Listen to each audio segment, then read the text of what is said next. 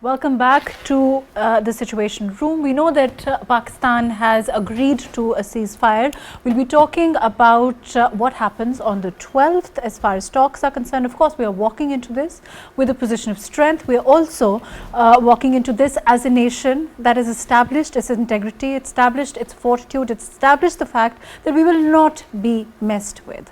We'll be talking to Daniyal Sheikh, who's a senior analyst. Thank you for joining us today. We also have with us Dr. Jamil Ahmed Khan, who's a former ambassador. Thank you for being with us. Muneeb Qadir, who is a legal expert. Thank you for joining us. Dr. Adnan, Sarwar, foreign affairs expert. Thank you all for being with us today. Of course, we are all celebrating the way that our forces, our Air Force, our Army have rallied behind Pakistan at this time, have established that Pakistan is a nation that cannot be messed with. We have seen that the adventurism has cost India dearly. Let me go to Dr. Jamil Ahmed Khan and then I'll come to you. Dr. Jamil, we know that we have agreed to a ceasefire at this time.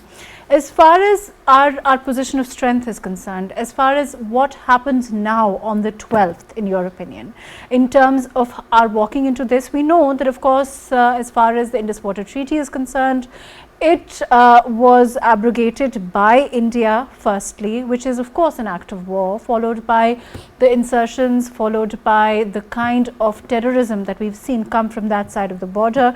In the face of our fortitude, in the face of our constant, saying that India should exercise caution, we saw none of it.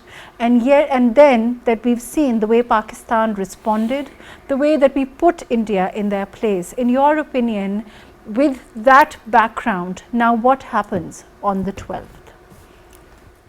Well, on the 12th, the dialogue would start if we are talking about that tweet, and if there is conditions of the ceasefire, which has been agreed by both parties, by both countries, in which they have chosen just after 2 days, they are going to have, they're starting the dialogue between the two countries. And this time, they have included a broad-based issue dialogue, which means that it encompasses the Kashmir issue, it encompasses the Indus Water Treaty. And the background of that is basically that first statement which was issued after the National Security Committee meeting. And that official statement, it really, and I have said it in many programs, that each line of that program, it fits in and it is in accordance with the international legal framework, which means that the harshest word and sentence what we had used in that was that Indus Water Treaty, keeping it held in abeyance, stopping water by the upper riparian, which is India, would tantamount to be an act of war. So we already had said that. And most of the other points were the reciprocity. India did it first. The visa cancellation and asking the people to leave the country, scaling down the High Commission. So we just reciprocated those points. And in addition, we had also closed our airspace for Indians to start with, and they also reciprocated. So those were the reciprocal things. But Indus Water Treaty. Yeah. Let me come back to you on that note. I'm going to go to Muneeb Qadir and then I'll come back to you. Muneeb, can you hear me? Yes, I can. I can hear you. Muneeb, can you hear me? Yes, I can. Muneeb, overall, in terms of, I know, because as a lawyer, in terms of the abrogation of the Indus Water Treaty, what we've seen there, it started with an act of war from there, which was then, of course, increased overall. We saw that, the kind of drones that were fired, followed by missiles, and then the response that we've seen come from Pakistani side. Overall, in terms of international law is concerned, when we walk into these talks on Monday, we certainly have the law on our side. We certainly have, we know the Article we know that overall, in terms of our right of self-defense, all of those are facts. Yeah. Having established our power, having established our strength overall, in terms of what can happen in these talks, what do you perceive will happen? All right, so there's very contradictory, actually, narrative that is coming from India right now. After Donald Trump, U.S. President Donald Trump had tweeted that the ceasefire had been agreed upon, and the same was also confirmed by the Ministry of External Affairs there in India as well as in Pakistan. And yet, in India, I'm somehow seeing that it's being said there is a contradiction between what their foreign ministry is saying versus what their information ministry is saying. So, certain parts of the Indian government are claiming that there are no further talks between Pakistan and India on 12th May. There's nothing lined up. So there's a contradiction, and I think that they just seem and sound very confused, just as they did in the approach towards this so-called retaliation against Pakistan. Because first of all, the Pahalgam attack, which we all condemned, is highly tragic. Rather than addressing the issue of a serious. Muneeb, I'm going to interject here that overall these are theatrics, don't you think? I mean, we've seen the kind of theatrics that have come from the other side. From the get-go, the media has been going crazy with the kind of theatrics, but I want to talk more about this, but we have to take a short break. We'll come back after the breaking news to talk more about the kind of theatrics that we are consistently seeing come from the Indian side.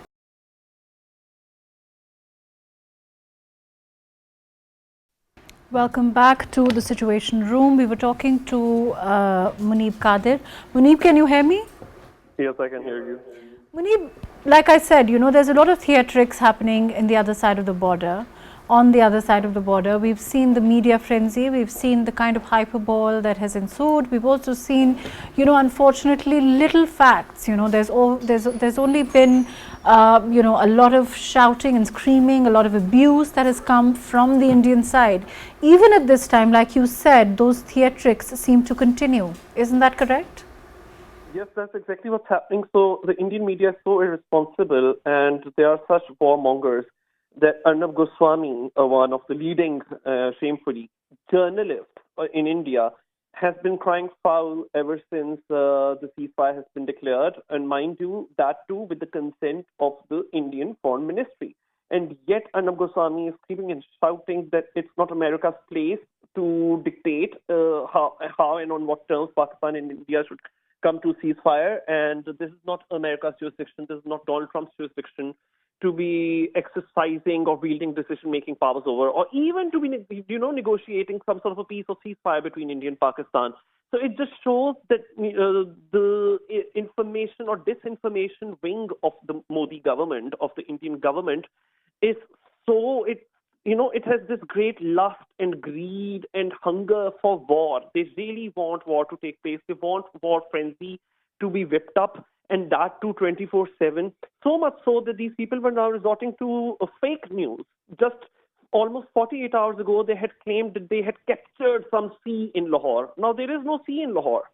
And they had to even shamefully apologize a day later.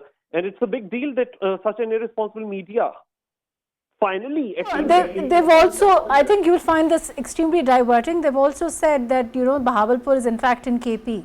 So there is massive inaccuracy in the kind of media coverage that we've seen in the last couple of days.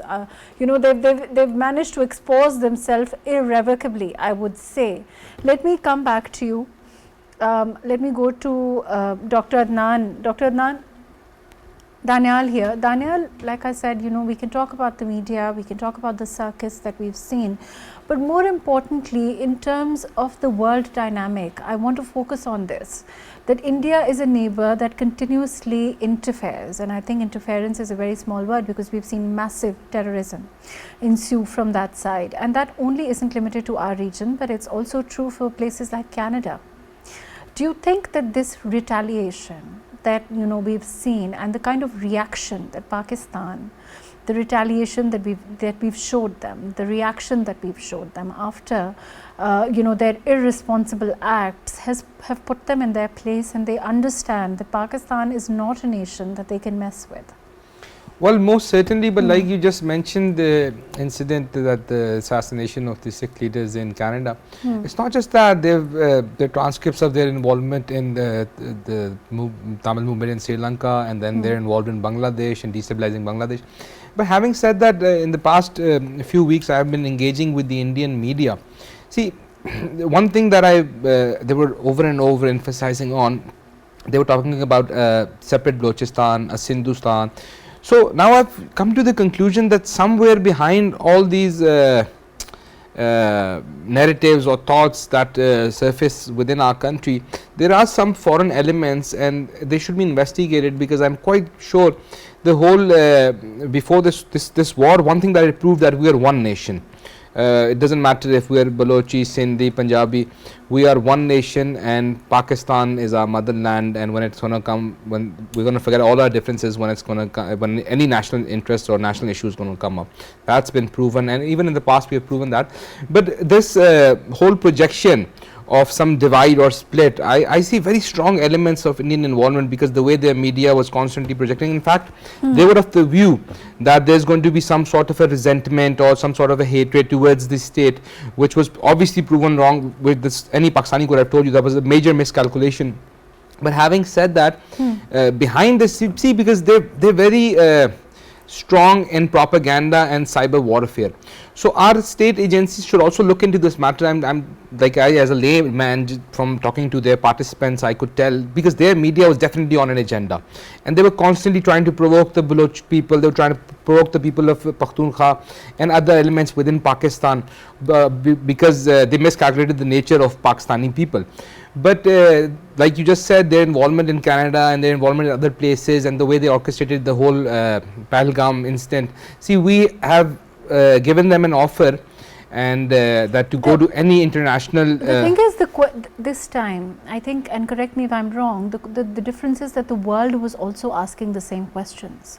You know, they had, if they were relying on their clout or their international position, or whatever the question, or whatever their notions of grandeur are, the question is that the world was asking them the same question: where's the proof? Where, how did this happen? How do you have the intel? Why did you not have the intel if this was so close? And where it happened as far as Pahalgam was concerned. So there are these numerous questions to which the Indians really had no answer to. Let me go Let me just add something. Sorry to interrupt you. See, 2 decades ago, when the war on terror and all started, people thought that terrorism had something to do with Islam. But now globally it's been accepted that terrorism has no religion. Terrorism is a mindset. You could be a Hindu, you could be a Christian, you could be from any religion whatsoever. Terrorist is a terrorist. As far as India is concerned, even within them, see, for 70 years their global projection was Gandhi's philosophy, which was non-violence, which was Hinsa, which they call. So now them going completely against it, I think it's even a shocker for their own people. And I believe this was one man's mentality, and God willingly it's been put in place. And it's also, I think thrown their whole country into a mess. It's thrown them into a crisis of its own, and it's propelling them even as we speak, which some of the saner voices, I think, in India are looking at and acknowledging, even they were many years ago.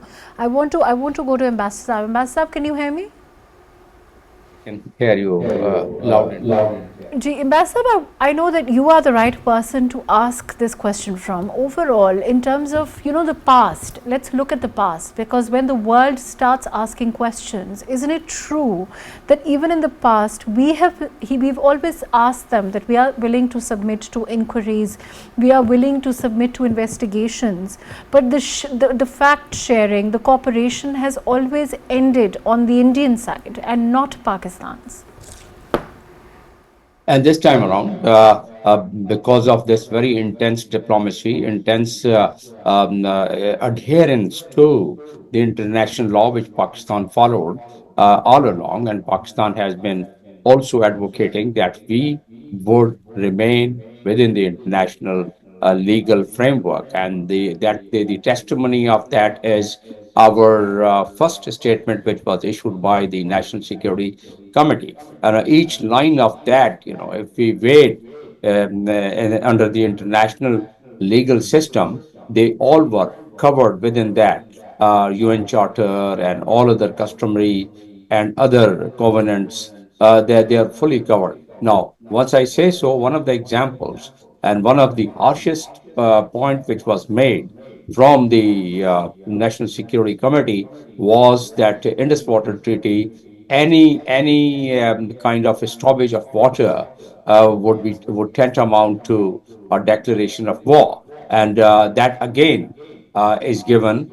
There are three laws, international law. There could be many, but I remember about three at this time. And Helsinki law, and also the United Nations Water Courses law, and more importantly, a binding law was the agreement between the two countries, and with a guarantee of with the World Bank as a guarantor. That is Indus Water Treaty. You mentioned the World Bank, and I wanted to come to that. The question is that India itself, I mean, it didn't, of course, it's violated the World Bank's guarantee also this time. So what do we expect in terms of when these talks happen, and who will be the guarantors in this agreement if it goes through? Well, I'm coming on that. Basically, the guarantor would be those who mediated, and also the international legal system would come and play. Now, your question that they have not really respected the international legal system, which is the agreement of Indus Water Treaty. Here are some of the arguments which I have that why they did that. There is a geopolitical reason, and there is another reason that India has been getting away by defying all the Security Council resolutions which was passed in relation to the Kashmir. There were 15 resolutions, including resolution number 47, which was passed in 1948. And why? How they could defy that? One, that it was passed under Chapter 6 of the United Nations, and that the Chapter 6 does not have any implementing component in it. And two, that even then it was not only moral, but it was a legal burden on them to follow, on Indians to follow India's side, but they didn't do that. And I said that they tried to capitalize their geopolitical, particularly in last about 15, 20 years, geopolitical situation. And what is that geopolitical situation? India basically has been strengthened in terms of its military, in terms of, but then this war has also proved that how much strength do they have, and the world has seen it. But let me continue with my argument that there were about 6 different agreements between India and the United States, because India is number one country and the strongest country so far as the string of alliances is concerned, which means the group of countries which is basically aligned with the United States, and the purpose of that is the containment of China. India, Japan, Australia, Philippines, and so on. So that is one part, because India would violate the universal laws, the Universal Declaration of Human Rights, the minorities' right, their own constitution, and so much so that the Indian Religious Commission, Religious Freedom Commission, every year they've been mentioning what Hindutva is doing and what the RSS is doing. So basically, they've been defying it. They've been getting away because of one, that they feel they thought that they are really growing, and they thought that they have their significance in the world stage. So now they have seen that significance, that pride which they had. Now, with these 4 days war, with this 5th war with India and Pakistan, this time Pakistan agreed to all what an international normal legal demand or legal framework would demand. That is, Pakistan exposed itself for an investigation, for an inquiry by any third party. Right. I want to come back and talk about when do you think the world will realize, when do you think that the world will respect Pakistan for the kind of sacrifices that we've made as a state that has fought against terrorism at the cost of its own people, at the cost of its own children, at the cost of its own the women. The women and children that have suffered because Pakistan continues to fight the war on terror. And when will the world acknowledge this? When will the world view us as a state which stands firmly against the kind of terror that comes from across the border and has repeatedly done so? Let me come back to you on that. I'm going to go to Muneeb. Muneeb, as far as the past is concerned, we know that India as a state has done this before also. We know, like I asked, hello, Ji, can you hear me? Yeah. We know, and Ambassador Saab also, I was discussing this with, that as a state which has, openly violated an agreement where the World Bank was a guarantor, when you walk into talks with them, what do you expect? And when we talk about mediation, do you think that, the kind of mediation that we will see, again, like you said, that there are still theatrics coming from across the border, there is that just hyperbole? Do they, of course, acknowledge that Pakistan has defeated them and and has put an end to the kind of adventurism under Modi that we saw? That of course, they've seen Pakistan as a state that has fought them so valiantly, and of course, they've had no option but to agree to this ceasefire. Indian propaganda machinery is still going on. It's business as usual for them, because deep down they do realize that the ceasefire actually has spelled doom for whatever India was trying to project. And what India was trying to project was that they were the victims of terrorism, even though I'd say that they are a victim of their own arrogance. Not once have they questioned themselves why such a huge security lapse. Why did they allow that to happen in Pahalgam? And interestingly, even the more progressive intellectual voices from within India have just completely surrendered their, thinking faculties, their ability to question. And what really happened is that Pakistan has downed their Rafale jets, 3 Rafale jets, MiG-29, all those Israel origin drones that they had been sending in Pakistan.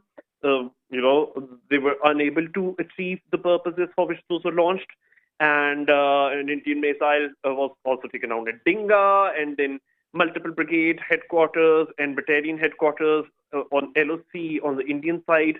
They had also been. So, Pakistan has successfully managed to bring about de-escalation by launching targeted operations on military targets within India. And that has landed a huge blow to India. To de-escalate, essentially. But my question is that when we talk to them, when we talk to somebody like India, when we sit with talks with somebody like India, where is the reliability factor here? Because really, we've seen there are no guarantees here.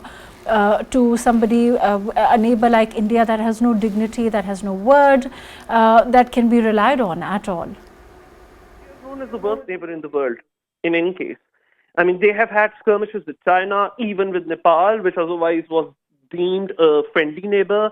And on and off, they've had fights with each one of their neighbors. It's because of the expansionist aims. So can we really rely on them? Can we trust them if they were to claim that they would now enter into talks? Absolutely not. They are not trustworthy. They will keep on trying to find pretext or some excuse or the other to again launch an offensive unprovoked in this country. They have no regard for international law. I have been watching their analysts, so-called, on their media, and I've also been listening to their officials and to their leaders. And each one of them, they have this sense of impunity. Their only defense, actually, they don't even feel the need to defend themselves. They just say clear, out and loud that we are the biggest superpower in the world. Now, this is the extent to which they overestimate themselves, and that is exactly what led them into so many self-defeating tactics that they've employed recently. Just last night. Muneeb, when we talk about, I'm going to interject, as far as Modi himself is concerned, the way that he's played his hand, don't you think that he's overplayed it? Because, the people, their opposition is asking questions. They are asking questions like, where is the proof? How did Pahalgam happen? Why was there no intel? Why was the FIR registered within 20 minutes? And then it has these giant, huge loopholes within it. Do you think that, this adventurism is a cause for their own people to question the governance and the way that they were pushed into this, and of course, this adventurism has cost them dearly? clearly. But interestingly, I think that the Modi government has been able to successfully completely shut down thinking capabilities and the mental faculties of their own people. And as far as the opposition, the Congress Party, which is the largest opposition in India, they have also co-opted this populist movement. I was listening to the likes of Shashi Tharoor. Even they were feeding into this war frenzy. But you know where India's credibility has suffered massively is on the global scale. It's on the international stage that their credibility has suffered. It's because they had campaigned so much for the international community, for world leaders to name Pakistan as the perpetrators of the Pahalgam terror incident. And that did not happen. In fact, you know, countries like Turkey have been very vocal in supporting Pakistan in this, whatever you call it, a standoff or clash between India and Pakistan. That is the biggest failure that India has experienced in recent times. And the fact that, you know, Donald Trump and Mark Rubio and all these people, even J.D. Vance, they are now saying that it was the responsibility of both India and Pakistan to ensure that there is no further escalation. We've achieved that, and that, you know, J.D. Vance, who was otherwise seen as very sympathetic to India, even he's praising Pakistan in his tweets. That is exactly what has hurt the Indian media and their spokesperson so much that, you know, I was watching Arnab Goswami, he was screaming and shouting and crying as to why and how J.D. Vance could equate India to Pakistan. But the thing is that, yeah, perhaps J.D. Vance wasn't very right to equate them, because Pakistan has shown to be the bigger, you know, party here. And Pakistan has shown itself much bigger than the petty politics that Indian officials, that Indian government, that in the Indian media were playing. So we've come out of it actually much stronger than ever before. Come back to you. Daniyal, I think Muneeb sums it up really well. He said that, you know, of course, we've come out of it as the saner party. We've come out of it as a party that did the right thing. We've come out of it as a party that exposed the kind of lies that India has perpetually put forward since ages. And like, you know, whatever their media puts forward, however they try to, you know, make Bahawalpur into KP, and, you know, you've seen the kind of massive inaccuracy that is clear in the kind of statements that have come. But the international media has seen a face of India like never before. They have seen a face of India where, you know, Hindutva doctrine has propelled India to initiate this kind of aggression against a nuclear neighbor, not realizing that that neighbor will retaliate in kind, not realizing that this kind of adventurism in the past, you know, cost them, Abhinandan, which we were gracious enough to return. However they want to play it, however they want to spin it, that is the reality, right? Or even if you go back in history, in 1965, their generals wanted to have breakfast in Jim Khana, Lahore. Although if they come in a friendly, legal manner, they're more than welcome to have breakfast with us. But they forgot their meals for the rest of their lives. But having said that, the question that you were asking, Ambassador Saab, when will the world acknowledge our sacrifice? See, in that there is something for us to, it's your question is very thought-provoking, especially for the people in charge in Pakistan. See, our lobbying is very weak, we have to admit it. Globally, we are not able, 90,000 lives. But this time around, I think there's a considerable difference in the way that we've put our case forward, because, you know, the way that it was our proactive diplomacy from day one, the way that the Prime Minister stood up and said, look, you know, let's do the investigation, we are willing to submit to an inquiry. That too, but perhaps that needs to be consistent, like you said. It has to be consistency. This time the false flag operation, it was orchestrated so poorly that even layman with relatively very little political acumen can tell you that it was an inside job. But we are being constantly accused. We have to take a short break, Daniyal. We'll be taking an azan break, after which we will come back to the Situation Room to talk about what happens, as talks will happen on the 12th.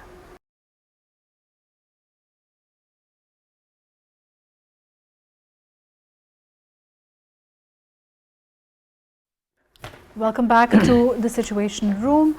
I'm going to Ambassador Saab. Ambassador Saab, I want to talk about, like I said, in terms of how the international media views us at this time, how the international world is looking at things at this time. Do you think that India, firstly, the true face of India has been sufficiently exposed, in your opinion? Well, not only exposed, but embarrassed this time, because if they start indicating that Lahore has been captured and there is a sea there, and Faisalabad and Karachi, and they've been attacked, and people are just running around. So whatever news they are given, it's their own embarrassment, and I think they have really cut a very sorry figure about it. That is one part, but I think that doesn't serve our purpose as much. Although they are exposed, and the world would now, think twice before believing them. And even last 4 days, the way they were mentioning the kind of drones which they were sending, and they were claiming about its success, and they were claiming that these drones had gone and destroyed all the infrastructures of the terrorist infrastructure. So they've been trying to propagate that, but it was rather, in our favor that they were exposed, and people, the world as a whole would really, it would be very hard for them to believe them. But more important to me is that India, even if it is exposed, but they have to be exposed from the point of view that they defy all the international law. And in order to expose them, there are certain tools available, diplomatic tools available. And those diplomatic tools are the traditional diplomacy through which we can make the world conscious about how the world can realize that this was the fifth war and what were the bases of this war. The basic and fundamental reason for the war is Kashmir. And the Kashmir, which India thought that it has been put on the back burner, now it has come to the fore. And even what negotiation or dialogue or a meeting which India and Pakistan is going to have on the 12th, now Marco Rubio has already mentioned that it's going to be a broad-based, issue-based discussion. So at least now they have realized that it's not a bilateral issue, which India has been hiding behind the Shimla Agreement of 1972 and Lahore Declaration. Lahore Declaration doesn't have the legal strength in it, but Shimla Agreement, yes, it's an agreement. That's why it has its strength. So after Shimla Agreement, India did not go anywhere, and every time there was a Security Council resolution submitted, it was crushed, or it was vetoed, or it was not accepted because India went and pleaded its case that it's a bilateral issue. Now, India has accepted mediation of the United States, so it has become a multilateral issue because India was approached by Seven Eyes, India was approached by many other countries, and it is because of the multilateral diplomacy that India had to agree to it. So what I envisage now that the world knows that it's two nuclear neighbors, and if the fundamental problem is not resolved, then the world and the regional stability would always remain at the threshold. So this time along, I feel that even Security Council, in fact, Pakistan should go to the Security Council and say that we've been advocating for the investigation. And India now this time has really kept up provision before this ceasefire that next time if there is any terrorist act in India, obviously they are going to link it with Pakistan as they always do. So in that case, we will take it as a declaration of war. Means they want to say that any next terrorist act means the state action, not the non-state action, which means a ground to attack Pakistan. So this riffraff would keep going. I don't want to, unfortunately we're running out of time, but do you think that we should also agitate for some kind of sanctions against India for violating the Indus Water Treaty?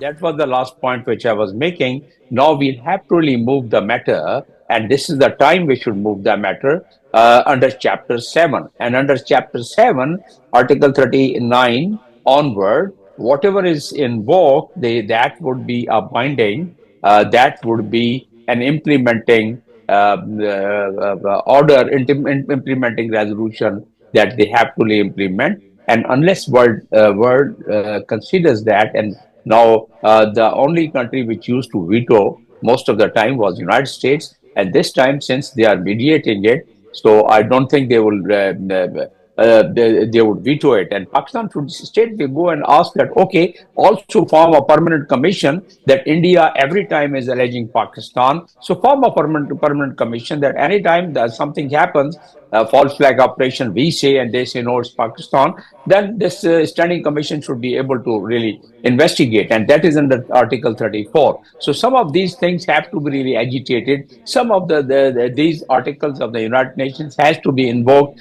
and Pakistan has to really work for it at all level, at the traditional level, diplomacy level, at the public diplomacy level, and at the legal diplomacy level, because unless we do that, probably it will be hard for, and we will keep going into that circle of the fifth. So much. Thank you, Ambassador Sahab. I think that you've summed it up very aptly. Article 34 of the United Nations is something that we should definitely agitate for. That said, of course, unfortunately, that's all the time that we have. Thank you so much for being with us. Daniyal Sheikh, thank you for joining us today. Dr. Jamil Ahmed Khan, thank you for being with us today. Muneeb Qadir, thank you for your time. As the Indian media said, there's a sea in Lahore. Bahawalpur is in KP. They have destroyed cities. So I think that for the world, it is they can find a lot of farce in this kind of media coverage that we saw from across the border. Of course, the difference is quite stark, quite apt, and it's also there in the kind of response and retaliation that Pakistan gave to the Indian side. It is for the world to see, and it is for the world now to decide who is a terrorist state, who perpetrates terror in the region, who interferes with the territorial integrity of other countries. It is certainly not Pakistan. Pakistan Zindabad. Thank you for joining us today.